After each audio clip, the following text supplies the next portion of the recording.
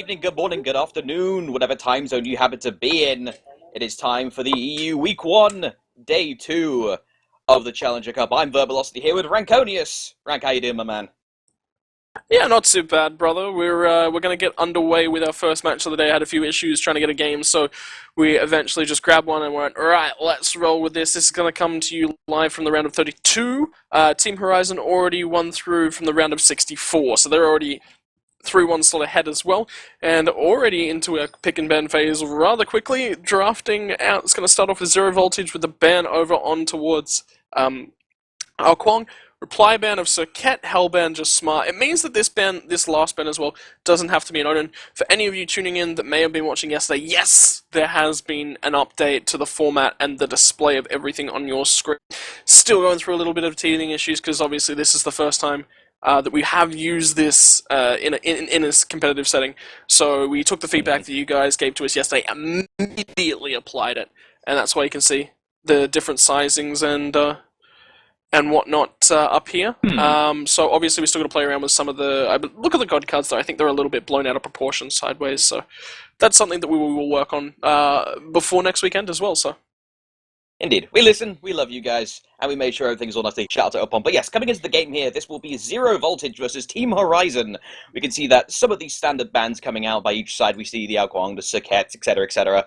You know, nothing really too out of the ordinary considering this meta where healing and protection is very much up on the table alongside mobility. But going into the actual picks here, we did see Thor was first picked by Zero Voltage, but then Horizon have chosen to pick up even more mobility in the form of the Sun Wukong and the Janus. I assume that's going to be their solo and their mid, unless they're playing some shenanigans here. Oh, suddenly Ares. Suddenly Ares indeed. Oh god, and underneath as well. So there's a lot of pressure on this left-hand side of the map coming through for Zero Voltage as well. Notice the Thor pick is able to gank really easily, and it's rotating with an Ares. They've got a lot of pressure here, the Neath with the World Weaver. I would actually really expect them, potentially if this third ban coming through from Horizon isn't actually a new war ban, to probably go with a new war as well. It just fits their comp. And then they can gank wherever. And they've got really high damage, they've just got a really, really nice composition. So, Isis ban coming through, I personally gonna prefer the newer, but Isis, I mean, it obviously does make a lot of sense with the aggression coming out from the comp as well. And one of the single best teamfight inputs in the game. Oh hey, Thor and Neath want to try and secure something. If they had an Isis on top of that would be extremely hard to gain any ground on, say, Fire Giant, so good idea by Horizon to eliminate that. But Zero Voltage are going to be firing back by getting rid of the Gorgon herself, Medusa. Makes sense considering that Horizon haven't really locked in any kind of hard ADC yet. Bellona's most likely going to be going into the jungle here. Yeah, there's the Athena. That's going to be... With ADC and support left on the board, personally, I'm a bigger fan of an Athena ban. It's just Athena, Ymir, especially with Ares on the board, just banning away Ymir or something like that. Unless they wanted, obviously, Team Horizon to go with the Athena, but still, like, Athena's just too much. It's just basically saying, hey, we're just going to get rid of something that's going to get you away from such a good, strong pick. This is an interesting set of picks here as well. This is a lot of sustain. All three of the laners, the main laners, have actually got sustain built into their kit. That's funny though, considering that they did ban out the Hell. I guess when they first saw the Sun Wukong coming out, they were thinking, "Hang on, we don't want to let a Hell go through." The Hell. Well, they banned Hell before Sun Wukong was picked up. Hell was in the first round of bans, so. Oh yeah, good point. No. Personally, it's just saying this is too much of a risk, and personally, our solo laner or mid laner can't really play it. It's too tough to kind of just build a composition around. They're saying, all right, we'll just back away from it. Let's just not put it on the table. It's just too much of a risk, right? So, with all that extra sustain put in, we do see the Xbalanque finally a Hunter going to be deployed there for Team Horizon. Overall, both of these teams have pretty bloody high global control. Let's actually count here. Zero Voltage have a minimum of 2.5 global presence. They have the Thor, they have the Neath, and they have the pseudo, oh, I can hit you from basically middle lane to the Gull Fury with the Ra. And then Team Horizon has the Wukong, who can just fly pretty much anywhere he damn well pleases. They've got the Janus for any kind of StarCraft-esque sort of dropship maneuvers with through time and space. And they've also got the Athena, who could just drop from the sky and stab some stilettos into you.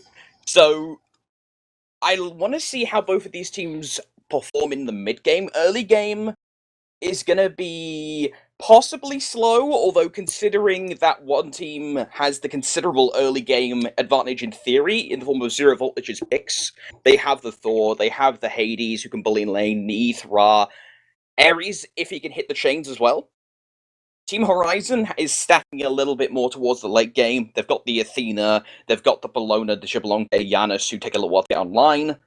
Once that happens, though, Horizon might be able to stomp in the team fight in theory, as long as they can queue up their ultimates in the correct way, along with their CC.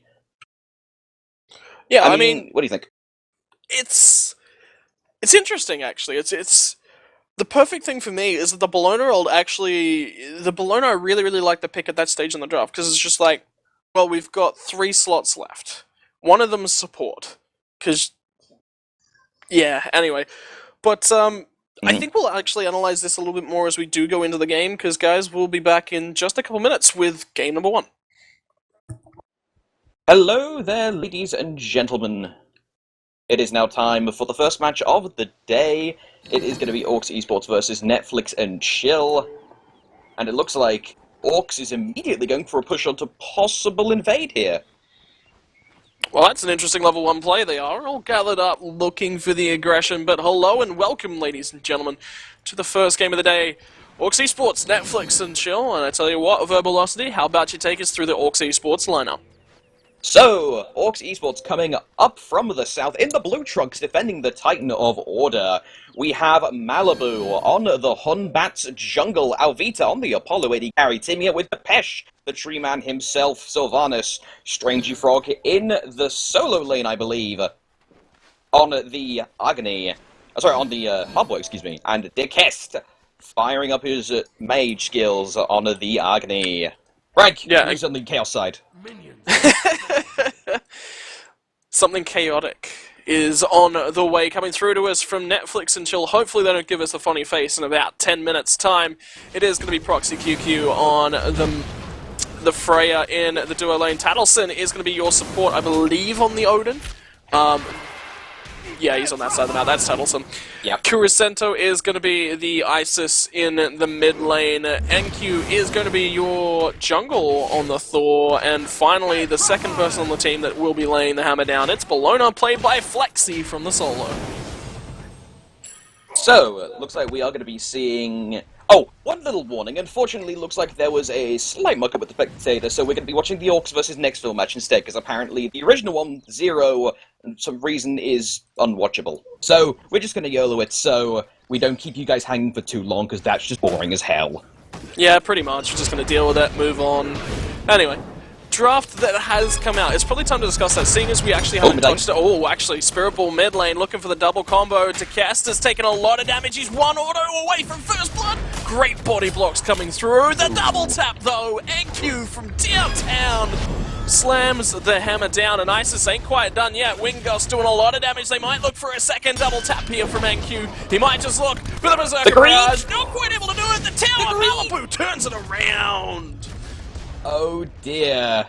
Well, just as you get first blood, a little bit of monkeying around with Hunbats ends up with you getting taken out by the tower. That's not... Well, I'd say that's a half-decent start. I mean, they got the first blood bounty, but they just immediately gave away a kill on their jungler. Well, we haven't even actually had a point to discuss this draft yet, and that's already happened. So first blood and the second kill of the map. Obviously, Mage in the solo lane up against more of a warrior means that this gank opportunity is coming. Looking for the Spirit Ball, does dodge that one out, so it's just going to be a trade back and forth. No real kill pressure, wave shove. But the first kill onto Agni kind of enables that gank there. Yeah. Let's actually take a moment, though, to discuss some of these item picks on the draft. We do see the Freya ADC team up with the Odin. Potential kill lane shenanigans coming out of Netflix, because we do see the Soul Stone starter item with Paddleson picking up the Bluestone pendant on top of that. So a lot of damage being dealt out in a very short time, very cheaply. But at the same time, Orcs Esports' duo is one of the safest duos you can run outside of Geb Apollo. Yeah, I mean, they're basically just going to be looking to safely clear waves compared to this Netflix and chill looking for Malibu's gank. No, you're next in the door lane. Kind of a perfect little segue. But look at what NQ's up to again. Another gank. This time, doesn't dive a tower and he doesn't die. Looks like he wasn't happy about that mid lane engagement. Decided, I'm going to get something else instead. Oh, somebody else has to pay the price when you go down to a tower. Yeah, right now, he did get that first blood. Both kills from Netflix and Chill are on NQ. He did die, but that second kill is going to allow him to get up ahead by about 300 to 200 gold on his opposing jungler Malibu. And looks like Orcs Esports, though, in retaliation, are going to be squaring up for mid-harpies.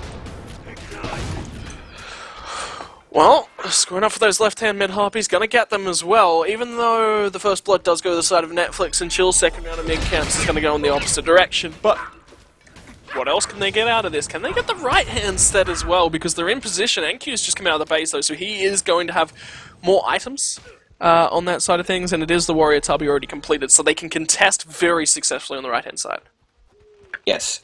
So, admittedly, in theory, Netflix and Chill have the mid-camp control, they have the massive burst off the Spirit Ball, they have the full double tap and hammer, but at the same time, there's the artillery coming down from the Agni, and that's going to allow them to secure the right ones, I believe. Both of them they actually managed to nab there with the help of the combustion passive. Yeah, well, interesting to note that they were able to get both of them, especially given that Thor had more itemization, looking for stun combos from Kurosento, not able to land it, not able to get that early aggression. This looks like not your standard European game. This looks like a lot more fast-paced, a lot more kill-heavy instead of sitting around and farming for the next 15 minutes, which is alright by me, Verbalosity. But, draft, let's take a little bit more of a look at it.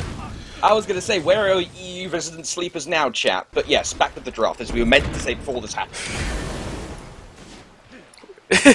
We've now made, like, what, our third attempt to talk about the draft, and we haven't been able to? Anyway, so what's going to happen with this draft? Freya versus Apollo, pretty standard Apollo. Apollo's just your generic ADC. He's kind of like the balancing point for ADCs. Just pretty standard across the board. He's basically the baseline, what you expect from an AD carry.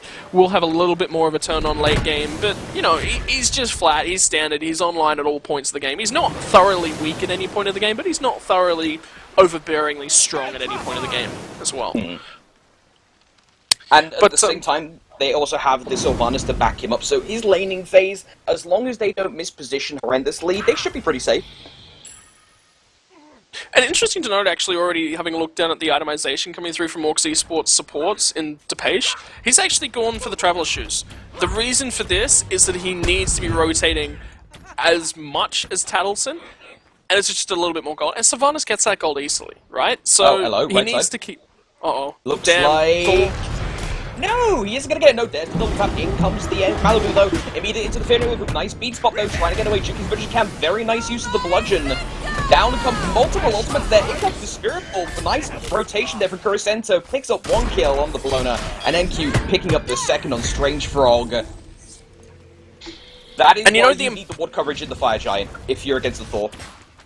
And you know the important part as well about this? Look at the ward coverage. Even if they did have the ward coverage, there's a sentry right there saying, nope, you guys can't get ward coverage. Look at the Gold Fury, though. They've already started up. Netflix and Chill get the Gold Fury as well. So they get the successful gank on the right-hand side.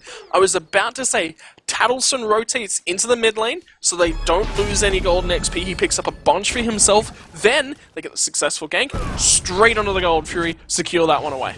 Left side, though, multiple ultimates being deployed. Down comes the Cage and the Sylvanas ultimate. Wrath of Terror, up goes Valkyrie's Discretion. Proxy QQ picked up the kill onto Depeche, but look, and might get away with the whoop. No, there's the moves. Altiva picks up the revenge kill. Can he score too? No, in comes the Cavalry. He's trying to get up. Oh no, and Q drops the hammer and spins it around slightly, picking up Altiva. Down goes Bellevue, a very nice jump away from Tattleston, and Dekes rotates over as well. It's an extremely active game in not even 10 minutes here, Rank.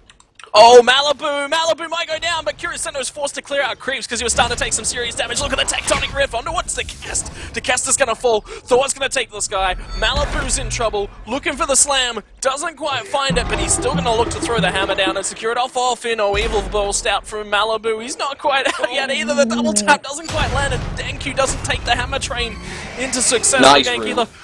Yeah, that's just really, really good play coming out of Depeche. Well bloody done, supports. Both supports doing what they need to secure kills, and beautiful save coming out to Pesh using the root and the passive. But over the solo lane, more fighting going on. There's a nice use of the ultimate to tidal wave through the tower and pick up Bologna. Oh god. I'd like to do some analysis, but apparently the team said no.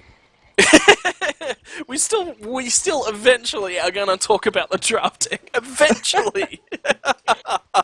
We haven't actually managed to do that yet. Oh. Welcome God. to EU, where apparently the roles, if it's boring or not, change every match. Down comes the Spiritball right side mid-camps, looking at to cast. He's going to land a combo back onto Isis, who pops the ultimate, looking for some bonus damage. Blinking Wrath of Terror's good, it's on 2, but Tattleson's here as well. And Telson is going to pick up the Malibu. Depeche can't heal inside of the Odin cage. He's trying to look for the kill, getting a little bit greedy. He's really out of position right now if he keeps going this way, but luckily he has the teammates to back him up there. Down comes Diva, though. Telson blocks the shield just in time. Nice use of the knock-up there to try and pick him up, but the Spirit Ball will stun away. There's the Wingus doing substantial damage to Fog. Flexi picks up the kill on Strange Fog. Valkyrie's Discretion was deployed by Proxy QQ, looking for some damage onto Piège. Bloodshed is going to be used in a 1 or 2 pulses, but now comes the 4. They are going to be able to pick out Diva here with the triple rotation. Flexi picks that up. That's a double kill. And they might even go for thirds here. They're getting extremely satial for blood. But the greed doesn't pay off. And now the counter-attack here by Orcs. Fear No Evil doing a lot. Great stun, though, coming through immediate beads. Oh, overhand smash. Malibu with the double. He's going to make them pay for it. NQ Great Hammer out in the nick of time. He might actually get back underneath his tower, and he's safe. Look at all that aggression, and it's on the right-hand side. This is solo lane, and we've got Hunters in solo lane at 8.5, 9 minutes, man. Nice try, Malibu. So, let's have our resident Shodan target take over to the XP and gold difference graphs to see, with all of this action going on, Netflix and Chill are in the lead in terms of gold and XP, and might even look for more here as they pick up a potential kill onto Malibu. Yes, they will, but looks like Strangey is going to get trapped in the cage. Yeah, Strange Fog in trouble. Tattleson, Raven Shout, Bird Bomb, all over. Wow. They can't do that. I understand that they did get a lot of heat early on, but Orcs really can't afford to be going in 1 versus 3 like that without ward coverage. Uh-oh, look at this on the right-hand side. DeCast has walked into a wall, stun combo. The page is locked away from him. They might look for more. No, just gonna disengage. What even is this game? We're at 10 minutes in. 19 kills are on the board, man. Great game to start. I mean, at least those Bluestones are paying off for Netflix and Chill in spades. I mean, just look at the amount of damage they've been doing. Let's have a look at the player damage graphs here. I believe, yeah. Strangely for he's in the lead, but he's Hubler, so that's pretty much expected. Most of Netflix and Chill are on average higher up than their opponents. Yeah, on average. Importantly as well, is that Old Vita is actually sitting on the bottom of the charts. So Freya's actually done some really, really nice high player damage at this point. She's sitting 3rd for her team and 5th in the game, so she's right on the money. Looks like Thor might be going for the gang of the fog again. He needs the wards in the Fire Giant, and he's going to pay for that with his life again. This is why you need that ward coverage so They might kill Malibu. They might go on Malibu. Although there's also away. He's running pests. Running into mid cams. The Page is going to look for the combo. They do not quite find the stun onto NQ. He might look for... No, not even going to look for the continued aggression. So the game pace finally is slowing down for the first time this game. Nope, never mind. Looks like they're immediately going to take the advantage here of that kill. Nice use of time to pick up a Gold Fury there. Basically for free, because there wasn't any ward coverage by Orcs Esports. Netflix and Chill making really efficient use of time and holes in the defense of Orcs. Yeah, really, really nice play from them. They're rotating around the map a lot more smoothly. Importantly, they had the vision on where Agni was and where Sylvanas was before they started on that gold tree, and they also knew that they got them poked down to half health. So it's just good rotations going, right, they're here, we can do this at this period of time. Just moving around the map very, very fluidly. Look at the ward coverage as well. 1 sentry ward, 2 sentry wards now just going down. So that means 3 sentry wards as well, actually. I was just looking at the minimap just to make sure. 3 on the left-hand side. They've got no normal wards down, so 135 gold each time they've planted one of those invested into vision because of how aggressive this game has been. Yeah, and right now the demolition crew is going to be deployed here to possibly take the tower. Tail take it, and a fight has begun inside the cage. NQ picks up the chest, the circle of protection. This is why they drafted the ISIS, to allow them to just absolutely demolish anyone inside. That's going to be a double kill for Netflix and Chill. They really aren't living up to their name. This is Netflix and extremely angry, we're going to kill you. Well, maybe they're just chilling by enjoying the aggression of a really fast-paced game. Wait. Oh! No evil gonna be used, and there's the bead, and NQ gets out. Strangely Fog might find a... Nope, the monkey won't be found either. NQ basically running around for free right now, considering the level advantage he has. Yeah, well, there's nothing they can really do about that at this period in time as well. Malibu is still trying to get a couple more levels online. Hits level 12, NQ's gonna go base, just barely on the left-hand side of things, but... At this period in time, with this many kills on the board, 10 kill difference, mind you, given the 22 kills that we do actually have on the board, so almost half the kills in the map is the difference between those two teams. Look at the items that are starting to come online. We're getting very close to a Spear of the Mages coming through from Kurasento. We've got a Chronos Pendant already online for him, but Bancroft's Talon means that Agni will do a lot more damage because he's getting poked down very low quite often. So that's a really, really nice pickup. I enjoy the item pickup. And that early itemization coming through from him. Really, really nice idea. Love it. But Proxy have a look down the list at Hebo. Proxy, though, might be caught out here. Speaking of getting caught out, Strange Frog over in the solo, once again getting caught out, but back over to the duo situation. Proxy QQ trying to get a little bit of poke onto Depeche. Massive poke, actually, is going to be taking him out with the help of the ISIS rotation with Ultima. Taliesin is helping out, trying to find Malibu, or at least apprehend him in the cage long enough. He doesn't have to jump because he did burn it to engage in the fight. Fear No Evil going to be used to buy himself some time. Alvita slugging away with all the attacks this entire time. One final order from Duquesne is going to be enough to at least give Netflix some food for thought. This entire time, though, Netflix once again making use of time and going for a tower push. Yeah, they got one over in the solo lane. They're looking for the second one. Tattleton's going to find Malibu in the meantime, and now they might even look for Duquesne. Yeah, they do. Get dunked on, son. You've gotten slammed down by Bologna. You've gotten slammed down by Thor. Man, they're just all over in this game.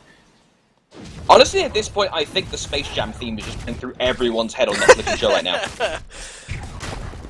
Oh, yeah. I mean, let's be entirely honest. I totally agree with that comment. I enjoy the sentiment of that coursing through everyone's head, though. This game is just an absolute delight to kick the morning off with. Yeah. Admittedly, though, props to the jungler for Netflix, NQ. He's been doing really well in the Thor, picking those early engages to start the snowball rolling. He's 8-1 right now. Actually, second highest play damage on his team. Have a look at the itemization coming through from him. This was actually a planned strategy. He's got Bluestone. They weren't getting Boomba's Mask and looking to clear cams. They were looking for all-out aggression from word go. Yeah, they picked it up on their support, their jungler, and their solo. And it looks like the gamble paid off. It's just, that is brutal. That's the reason why there was so many ganks on towards Hebo, because he was getting double-tapped by Bluestone Pendant procs. That's... Wow, that was actually really, really well planned. I didn't even notice that until just now. That's some significant itemization. We've just had not enough time to actually break it down and start talking about what's really been going on around the map. That thing sort of flies under the radar for just as long. But start to have a look at the structures that are down across the map. You've got one in the mid lane, two in the solo lane. That's towers down, and Cold Fury is about to spawn again. The objective control is just absolutely on point from Netflix and Chill. Roaming around the map, we've mentioned it already, how they're moving as a unit, planning these things, getting spots out. They know exactly where the mid lane and jungle combo are right now, and they're looking for a fight. Yep, Alvita going to be forced to pop the meds to get away. Orcs are only fully rotating now while Netflix will boot them, like you said, and it's not going to pay off for them. Depeche is going to be able to get through the Fear No Evil. Massive chunking from Proxy, QQ, and Kurasento, picking up Malibu in the process. The wall's gone up, Kurasento drops Depeche, Flexi's going to pick up Alvita, and Strangely Frog gets washed up by Tattleson. That's a 4-for-0 trade. And Duquesne, unfortunately, is going to be forced to sit there. He couldn't really go in to try for any fancy Path of Flame stun combinations, because if he did, he was dead. Yeah, very dead. There was no actual point during that where he was safe to look for an engage. Gets spritballed out in the meantime as well. Wingar's doing a lot of damage, so Netflix and Chill secure the gold for it and forced to cast away. Another point to note. Look at the score coming through from Strangely Frog. Strangely Frog. Interesting name. First off, interesting name, obviously. Boots and Book of Thoth are the only things he has online. He just finished Book of Thoth, and it's 17 minutes into the game now. That's crazy. Yeah. Like, he's so far behind. Considering the state of the game, ideally maybe he could have gone with a ethereal staff to get similar mana, but also give himself enough tankiness to live through this all-out assault by Netflix and chill right now. Breastplate of Valor also would have worked very well, giving him that increased cooldown reduction, because it just naturally buffs your power. I mean, the problem is that you're obviously getting no power from it. That's the main issue, but at least you're tanky. Maybe transition less into a damage-heavy Hebois, and focus just more on cycling through those cooldowns, keeping your team alive, standing in and being the body block hero for your team. If he could have done that, I really would have preferred to have seen it. It doesn't even need to be, an ethereal stuff or anything like that. Gem of Isolation is probably pretty good for him now, just to control a bit more fights and add some of that to his kit, because it's what his team needs. And he's going to wish he had some health here, as over in the solo, he's trying to get away popping the ult, and there's Zuvivinis wrapped into a single smack in the face. He needs, honestly, not even just him, but all of Orcs needs to group now, because Netflix and Chill are grouping as well. At the same time, they have more farm. They'll really cannot afford to sit in lane and farm right now, because Fire Giants are being taken, Gold Furies are being taken. They need to start taking bodies off of the map. Yeah, and there's been so much action. Actually, look at Enku. Enku's in a lot of trouble. Gets the hammer throw, trying to look for stuns to get himself out of there. Will manage to do so. In the meantime, Flexy's all over Malibu, killed him off, and DePage Kel says, son, you're dead as well. Another 2 more kills, and look at where they're heading down. They're going to look for the mid lane? Nope, they're just going to base off and get some gold, and that's a smart decision here as well. The important part is that Orcs have never actually gotten a chance to sit back and farm. There has been pressure from the get-go. So they've got some really nice late game gods, admittedly. Like, Sylvanas is like one of the only gods that doesn't super scale. Oh. Yeah, Strangey Frog is going to get just completely chunked by the Spirit Ball there. Proxy QQ getting the kill credit for that. And this tower is going to fall pretty darn easily thanks to the 25% structure damage bonus bestowed from the Fire Giant belt. And as you said, yeah, they have the late game gods, but it can't... Not exactly a good idea if you don't get there in the first place. Admittedly, you can't exactly plan in your draft for how they're going to itemize, but at the same time, if you're going to see them being this aggressive, grouping up is one of your best bets, and even more fighting on here as Malibu is probably going to get cleaned up here. Well, another kill. Tattleston grabs that one up as well. They're not quite done, but the hook on towards Flexy, he doesn't care. He takes it and just uses it as an engage, which is the perfect way to get him into the middle of a fight. He's already level 20 as well. DeCast in trouble. DeCast is dead. Get absolutely wrecked, son, is what they're saying from the side of Netflix and Chill. Yeah, and with that, the first Phoenix of the game is going to fall in favor of Netflix and Chill. They're going to be looking for the second here. And all of a sudden, the boot is immediately on the neck of Orcs Esports' run here today, only 20 minutes into the game. Well, another Phoenix goes down, still looking for engage. Eagles rally, trying to dump everything. They've got to be careful. Fountain healing really, really strong right now. The hook onto the fountain was super good and actually sets up a nice way for them to engage if they can find somebody off alone on the disengage from the base, but they've also got to worry about minions. And now they're forced to turn around and deal with those minions because there's just nothing else they can do. There's no way in hell Orcs can get enough farm and enough items online. I think this one is all going to Netflix and Chill. Yeah, and you can see how confident they're getting here. Take a little I Spy at the Netflix and Chill builds. Simply the actives. Enku's gone teleport to gods on Thor. Thor. Just think about that for a second. A global mobility god has picked up a global mobility item, and he's gonna go in again 1 versus 3, and he just merrily saunters his way out. And the best part as well is that somebody can start a fight after, like, think about it. Look, Bologna's got a shield to teleport. She can teleport in, and then he can teleport to her. Down goes the Wrath of Terror and the Fear No Evil, but it's done absolutely nothing. And Malibu only level 14, forced to run away. DePage is dead. Correct. You're dead once again, son. Malibu, though, is in trouble. Got an Aegis, at least for the meantime, but Flexy's so tanky. He can just tank that tower for so long. And DeCast just shoves up mid lane and says, well, nothing I can do. Yeah, that is going to be another tower under the belt of Netflix. And they're going to be picking up the second one here. Orcs Esports is reeling under this continued assault. What can they really do here, considering the level disadvantage?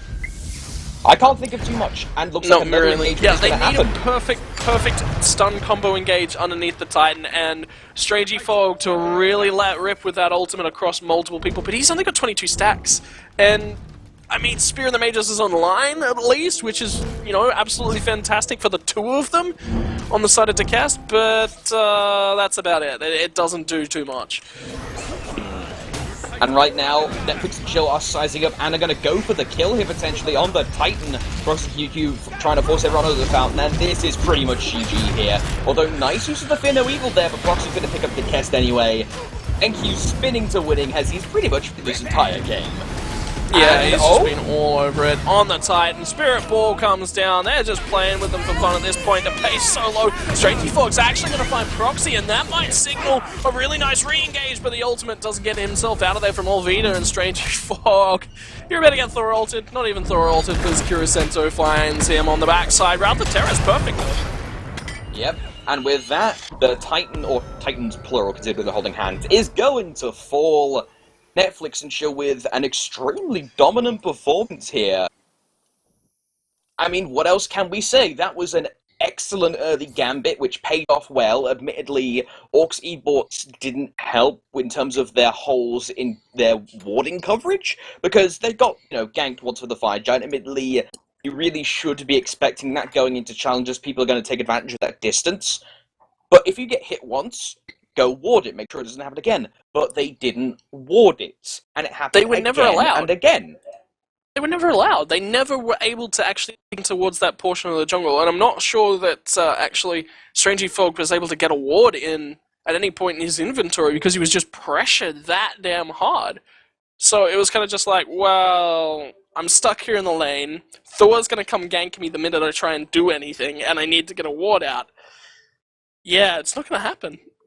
True. Admittedly, though, if things were going that badly, some pretty drastic measures could have been done. Dekest could have rotated over for a second or two to just slap a ward down. It would have helped him out as well, because you can gank mid lane with the Fire Giant. It would have just been in the team's best interest to try and shut down that snowball of Thor going early on. But unfortunately, that wasn't the case, and, well, the numbers read off the page. 10-1 with 14 assists and a teleport to gods. Tattleson didn't do too bad either at 6-0-14, never dying. That's an important statistic. The rest of his team are feeding scrubs, and, well, they'll be moving on to the next round with him. So I'm not sure how that'll go down in the chat room. Maybe Proxy will give him a little bit of hell, which would be interesting to watch and listen to. But, ladies and gentlemen, we're going to be back on the other side of this to bring you more of the Challenger Cup.